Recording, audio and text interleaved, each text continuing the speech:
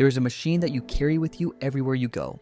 It is likely in your pocket right now, or perhaps strapped to your wrist. It is silently counting. Tick, tick, tick. Even if it is digital, even if it is silent, you can feel the rhythm of it in your chest. We are obsessed with measurement. We believe that if we can measure our day, we can control it. We carve our lives into hours, minutes, and seconds. We treat time like a bank account, a currency that is constantly being spent, slipping through our fingers like dry sand. And because we view time as a diminishing resource, we live in a state of perpetual low-grade panic. You feel it, don't you? That subtle vibration behind your eyes that says, you are not moving fast enough. You are behind. You are running out. But here is the truth that the modern world hides from you. That ticking sound is not time. That is just a mechanism. That is a cage. The ancient Greeks had 2 words for time. We only have one, and that is why we are miserable. They had Chronos and they had Kairos. You are drowning in Chronos. Today, we are going to learn how to breathe in Kairos. Let us look at the diagnosis. Let us look at the cage you have built for yourself, brick by brick, without even realizing it. This manifests in your life in 3 very specific, very painful ways. First, consider your morning. The moment your eyes open, the calculation begins. The alarm is not a gentle wake-up. It is a starting gun. Before your feet even touch the cold floor, your brain has already built a spreadsheet. If I get in the shower now, I have 7 minutes. If I skip breakfast, I can gain 10 minutes. If I drink my coffee while driving, I am being efficient. You are not inhabiting your morning.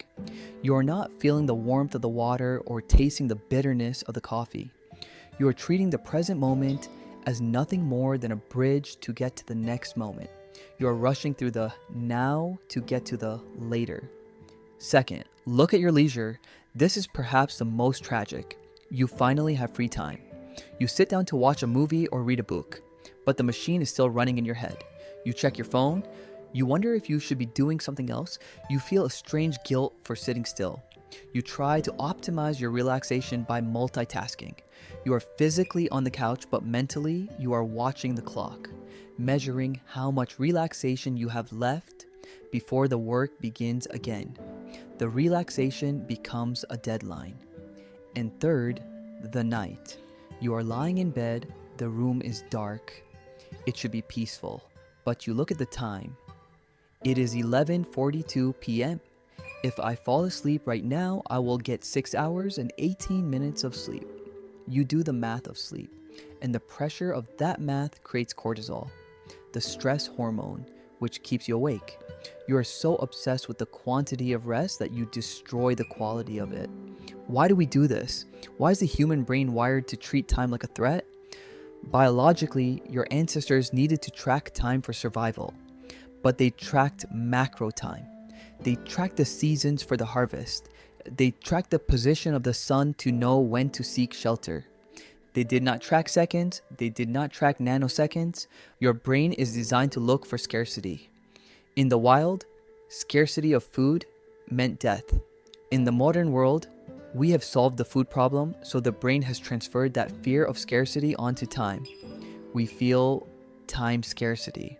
We feel that we are constantly running out of life. This creates a state of cognitive dissonance. You want peace, but you are addicted to the rush. You believe that if you just hurry a little faster, you will finally catch up to the horizon. But the horizon always moves. Now let us shift our perspective. Let us step out of the stream of Chronos. Chronos is clock time. It is quantitative. It is sequential. It is the ticking of the second hand. It eats you alive. Kairos is different. Kairos is deep time. It is qualitative. It is not measured by the watch. It is measured by the moment. Imagine a stonemason in the year 1350 working on a great cathedral in Europe. Let us watch him. He stands on a wooden scaffold 60 feet in the air. The wind is cold, biting at his exposed knuckles. The air smells of stone dust and rain. He is carving a gargoyle into a block of limestone. He holds a heavy wooden mallet in one hand and a chisel in the other. Tap, tap, tap. He does not have a wristwatch. He does not have a quarterly report due. He does not know what time it is other than day or night. This mason knows that he will never see the cathedral finished. He was born after the foundation was laid, and he will die before the spire is raised. The work will take 300 years. In our modern view, this is a tragedy. We would say he is wasting his life on a project he cannot complete. But look at his face. He is not anxious. He is not rushing to finish the nose of the gargoyle so he can move on to the ear. He's entirely immersed in the contact between the steel chisel and the grain of the stone. He is in flow. He is in Kairos. For him, time has stopped. Or rather, time has expanded. The moment is not a bridge to the future. The moment is the destination. When you're in Kairos, you lose the self. The anxious voice in your head that narrates your life goes silent. You become the action. The archer becomes the arrow. The painter becomes a paint. The parent becomes a play. Contrast this with the modern hustle. Hustle culture tells you that time is an enemy to be beaten. It tells you to hack your schedule, to listen to podcasts at 2 times speed, to optimize every second. But listening to a symphony at 2 times speed does not mean you are efficient. It means you have ruined the music. Life is not a logistics problem to be solved. It is a song to be listened to. When you live entirely in Chronos, you are skimming the surface of your life.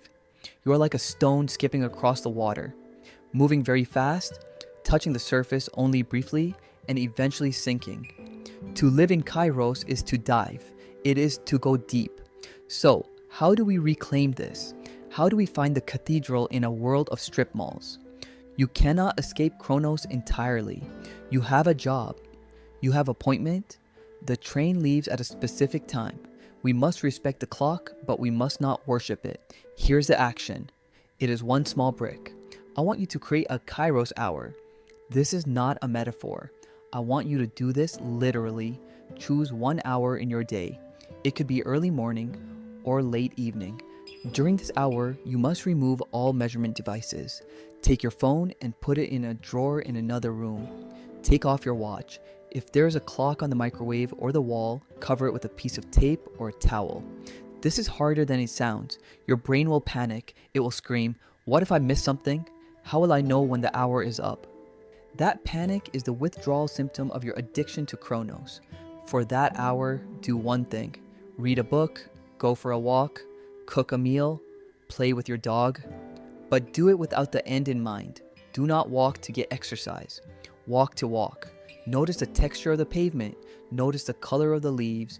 Do not read to finish the chapter. Read to hear the words in your head. If you catch yourself wondering, what time is it? Gently bring your attention back to the sensory details of what you're doing. The smell, the sound, the touch. You will find that this hour feels longer than the rest of your day combined.